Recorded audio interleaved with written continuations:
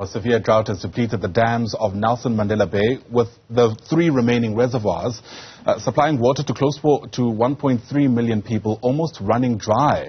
The total dam storage is sitting at about 18.2%. Let's get you the latest on this now. Bring in Newzroom Afrika's Siphosethu Booi, who's live to us from Nelson Mandela Bay. And Siphosethu, we've been kind of tracking this looming day zero there for quite some time. Perhaps let's begin with just how bad the situation is looking like now.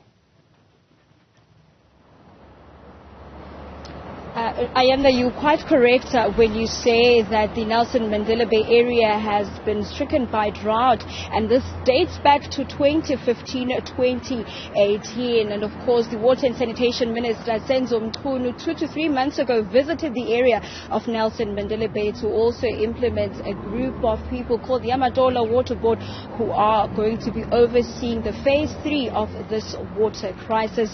Joining me now is Joint Operations spokesperson Luvuyo Bangazi. Mr. Bangazi, please take us through the different measures that your department and office has put in place to push back day zero here in Nelson Mandela Bay.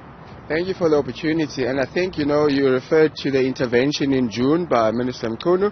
And at that time, our water consumption in the city had been skyrocketing to about 300 million litres a day.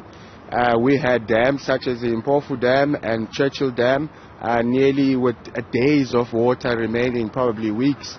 At that height of the intervention, the city had to put mitigation plans in place, such as water consumption reduction.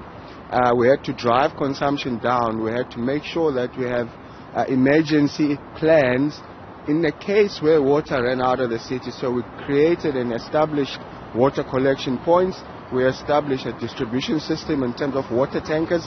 But in the background, the city has been working very hard to make sure that there is sustainability of water in the long term.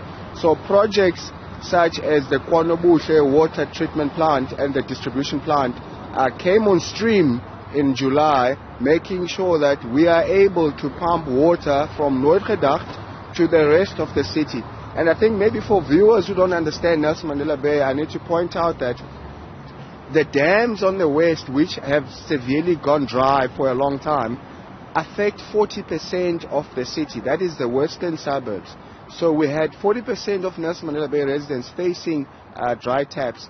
And what we have been able to do has been to stabilize the situation. So at the moment, as we speak now, consumption is dropping. The dams have recovered somewhat. We had about 2% worth of water left in the dams. At the moment, total dam capacity is sitting at 18%. But we don't want to be complacent, because we have been down this road before, where our dams had recovered to about 50% and consumption went high. So it's very important that while we have a stable situation in terms of demand and supply, we need to keep our guard high.